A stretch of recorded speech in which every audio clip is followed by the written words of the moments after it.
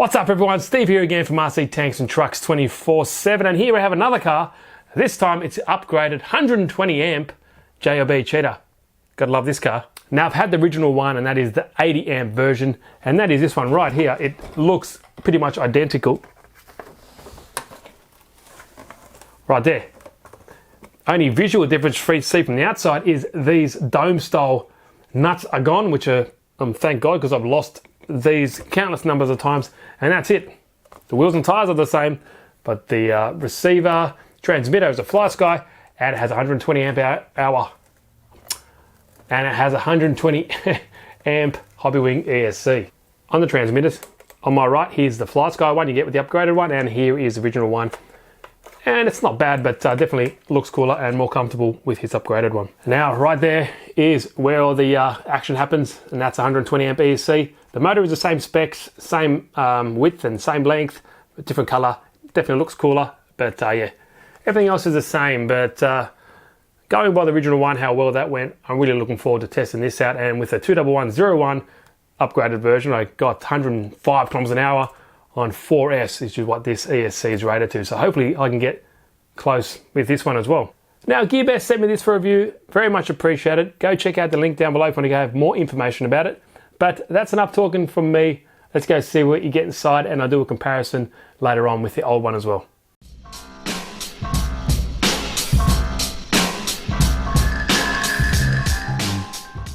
So, if you've been living under a rock or new to the hobby, the Cheetah has been massively popular. It's super quick, super tough, and yeah, it's very good value for money. So let's go have a look around the box. There's not much to see actually. There's only really this one here you can see on the picture of the car itself. And this information here, some of it is invalid, like this 80 amp here, that is old version. It still does include a 3-cell 4000 milliamp hard case LiPo. Obviously it includes a 2.4 gigahertz radio system, same metal gears, same motor, although it's a different color, metal chassis, and there we have the Cheetah itself. Now the Cheetah definitely is on the top of my all-time bashing list, that's for sure. Now there's definitely a few that fall under the bang for buck. The Cheetah, the Zombie, Vicar Bison definitely spring to mind, but this guy, I think it started it for me in my channel. The original one of this, yeah, that's what really got me back into it.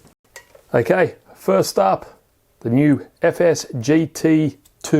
While the radio is not new, it is new for this kit, and it is a better radio than the one that you get in the 80 amp version.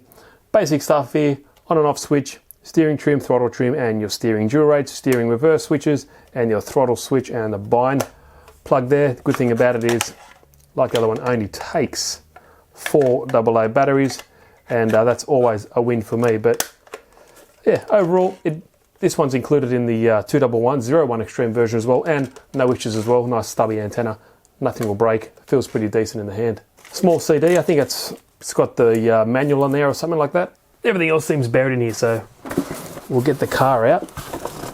Okay, next up we get a 2S and 3S LiPo charger, and it charges via the balance lead, so it does take a few hours to charge, and you know, you get around about probably 20 to odd minutes of runtime if you're being conservative with it.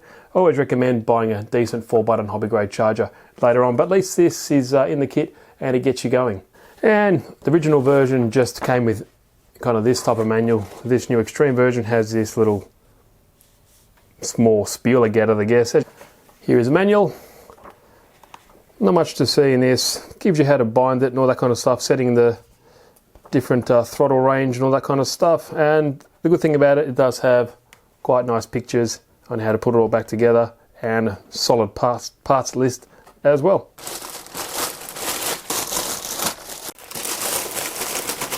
It's always one that's hard to come off. Beautiful. Definitely like the stance of this. It's very wide. It's because the tyres are pretty wide themselves, so yeah, it does look very cool. And yeah, let's get into it. First things first, the shell is exactly the same as the original one. You know, that's not a bad thing either. It does look pretty cool. I guess it's up to your personal opinion, but it looks very cool. Plenty flexible enough, and yeah, does the job, does look cool. It's exactly the same as the 80 amp version.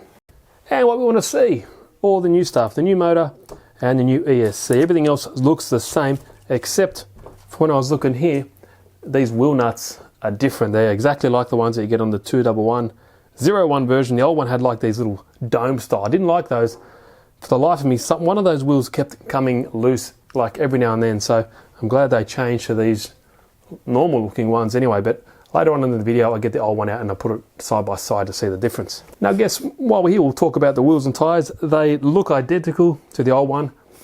These didn't grip very well, especially on hard, compact dirt. I didn't really like these. They slid a lot. On tarmac, they were okay. On grass, they were pretty decent. But that was one of the weak points, and I mentioned this in the review when I did it for the 80 amp version. The tyres were pretty rubbish. At least that's a cheap, easy option to replace. But yep, they look the same wheel as well, but just that wheel nut's different. Here is the new, well, I'm not too sure exactly if it's new, but the specs are identical. 36mm diameter, 70mm long, 2500 kV brushless motor. The old one, I think, was a blue color. This is a nice black and silver color, as you can see there, but everything else seems the same.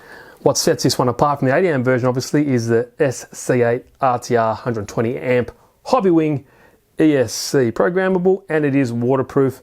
And this thing makes a massive difference. On the 21101 version, on 4S, I got this, the other car, up to 105 kilometers an hour.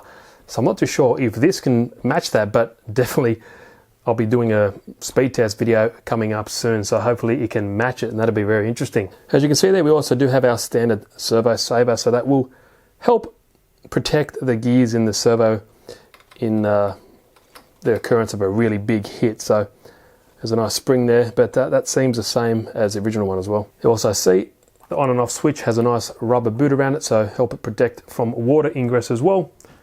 And here we have the same 15 kilo metal geared waterproof servo. I think it's the same as the original one as well.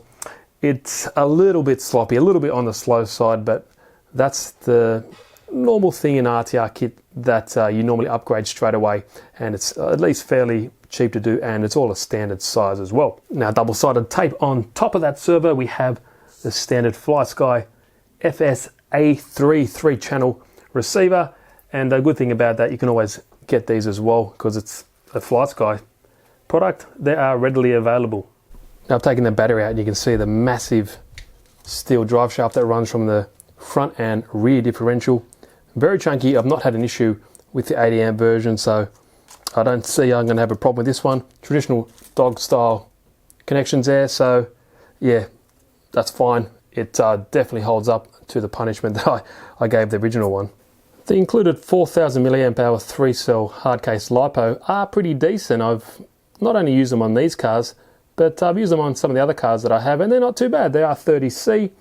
Not too sure about the real quality of the cells, but so far in my testing with the other cars, they seem to hold up, and their cell seems to, be pretty even once I'm finished charging them and using them. So yeah, not too bad. And it's a ready-to-run kit that comes with a 3-cell LiPo, so that's pretty impressive. Now, the battery tray is pretty reasonable in size. It's non-adjustable in this direction because you have these little plastic, or they're kind of plastic or a rubber stopper, but this can kind of be cut back for you to fit a longer battery, but height-wise, there is no problem. I can easily fit a 4-cell, like 4,500 LiPo in there, no worries.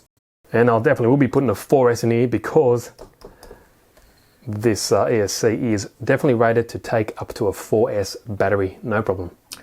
Up top here we have a 3mm anodized aluminium champagne color chassis brace there, does a job, and the original one had no problem, so I'm pretty sure that will be no issues whatsoever as well. And up here we have 4mm shock towers, front and rear, pretty beefy. I do like the color.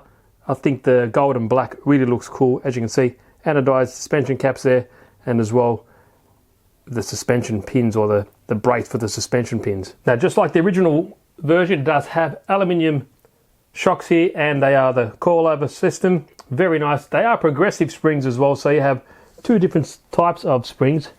You have one at the bottom, one at the top, and it's separated by this plastic kind of, I guess, divider here, which gives you a progressive spring, and it seems to work all right. From the factory, it's not too bad.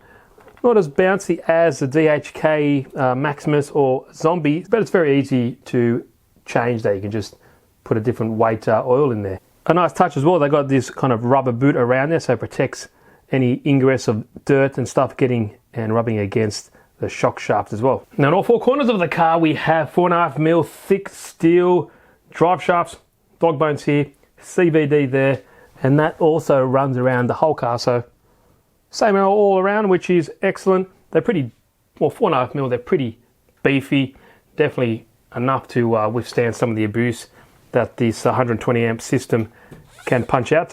Now front and rear does have pillow ball suspension to give you fine adjustments for your camber, and the turnbuckles here are adjustable as well. They are steel turnbuckles, plenty thick. Now like the older model, it does have front LED lights, and I did have the issue on the previous version that under hard impact, when this kind of semi-flexible bumper kind of gets hit enough, this kind of pulls these, and I think well, it looks like they've actually lengthened these wires to accommodate for that extra bit of flex in a hard impact, which is good to see, thank God for that. But there we go, we have two pretty bright LED lights on the front bumper there.